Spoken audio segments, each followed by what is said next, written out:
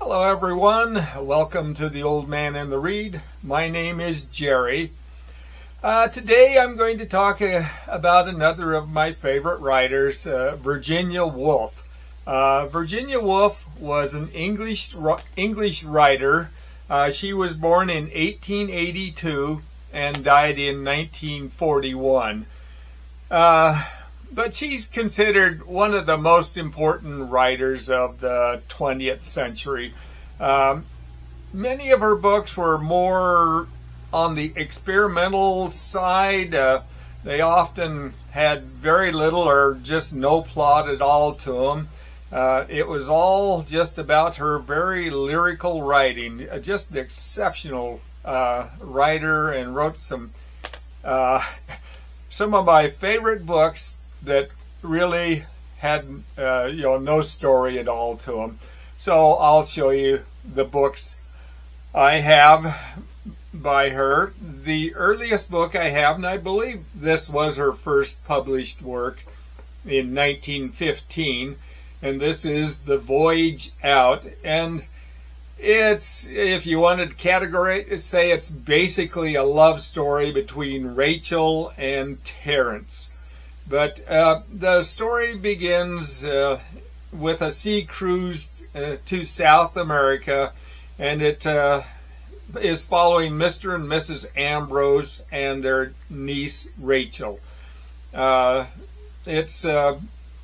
going to a fictional British colony in South America called Santa Marina. But most of the story is just interactions that happen between the various characters. And one of the most glaring things about the book is what I thought was Woolf's total lack of any knowledge about South America. A lot of her descriptions were very vague and really didn't sound like South America, but it's a really great book. This was her first attempt. The next book I have was published in 1919. This is Night and Day. And this is kind of like a love triangle, I guess you'd call it. But Ralph loves Catherine, Mary loves Ralph, but William wants to marry Catherine, and that's kind of the whole, the subject of the book. It's Catherine, who is probably the main character, is very complex, and she's from a privileged middle class, but it's it's just about personalities and emotions in this love triangle. The next book I have is Jacob's Room, published in 1922, and this is a story of the life of Jacob Flanders. It's told through a series of very short little events in his life about periods and people, and it's really a very experimental book.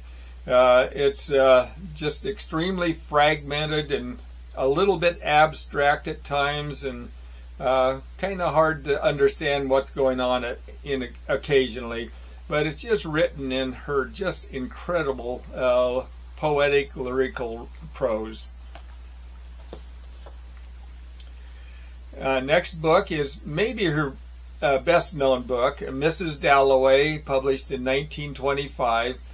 And this is basically just about a day in the life of Clarissa Dalloway. And it's about a party that she has planned for that evening. There's multiple characters in the story, and Woolf describes each of them and talks about their interactions with Clarissa. One of the events in the book is that her former boyfriend Peter Walsh has returned to England from India, where he had gone years before when Clarissa had rejected him and married her current husband, Richard. The next book is To the Lighthouse, published in 1927, and another one of her very well-known books. And this is another just completely plotless story. It's about Mr. and Mrs. Ramsay and their children, along with a few friends, on vacation in the Isle of Skye. Again, it's all about the incredible writing. The next book is Orlando, published in 1928, and this is probably her most peculiar book.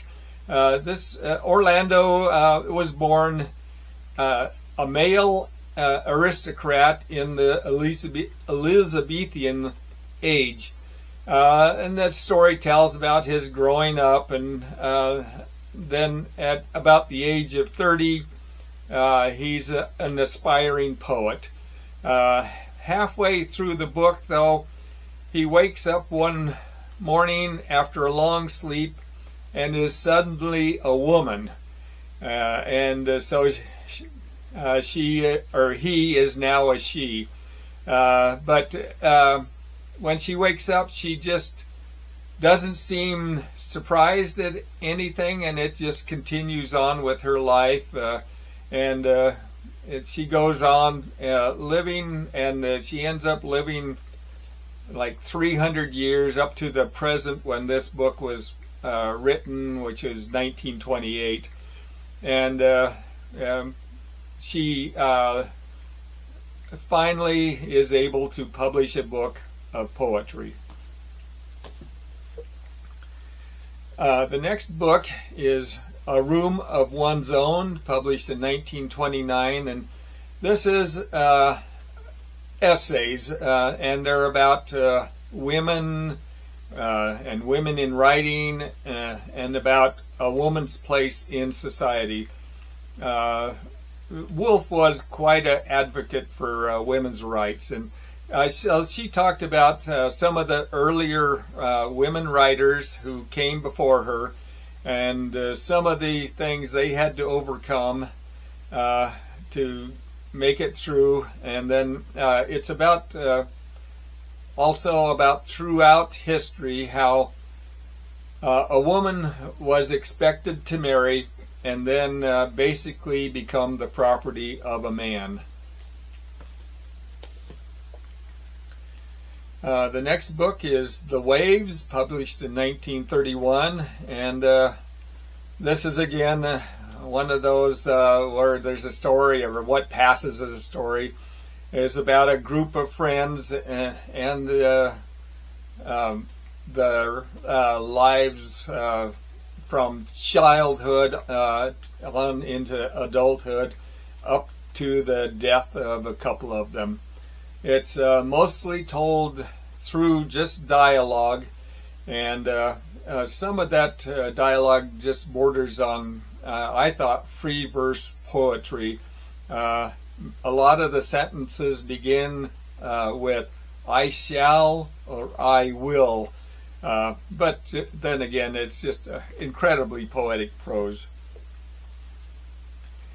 The next book is Between the Acts, published in 1941, and this is a book set in an English estate, and it's about a play that's being presented there. Most of the action in the book takes place between the acts, and it's comprised entirely of interactions between the various characters in the book who are attending the play. Again, really no plot, just incredible writing. And the final book I have is The Complete Shorter Fiction of Virginia Woolf. This is, I guess, all of Woolf's short stories from 1906 to 1941. And to tell you the truth, I was blown away with it just from the very first page of the book, how it was written, and This was a story written in 1906 titled Phyllis and Rosamund. But most of the stories are just snippets out of people's lives, and again, they're just about the prose. I'll mention a couple of the stories. Nurse Lugton's Curtains, a very peculiar story that's told in a very poetic way. Another, The Widow and the Parrot, and this one's a little less abstract, but again, beautiful writing. And then the last one I'll mention is Ode, written partly in prose. And as the title suggests,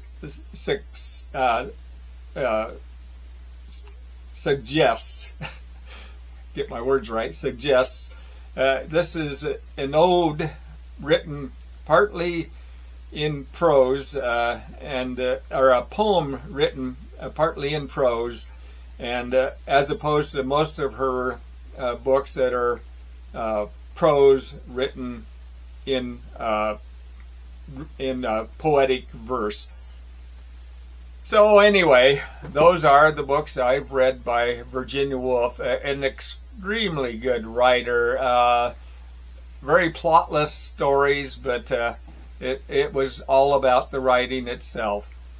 So I want to thank you, and hopefully I'll see you on another video. Thanks.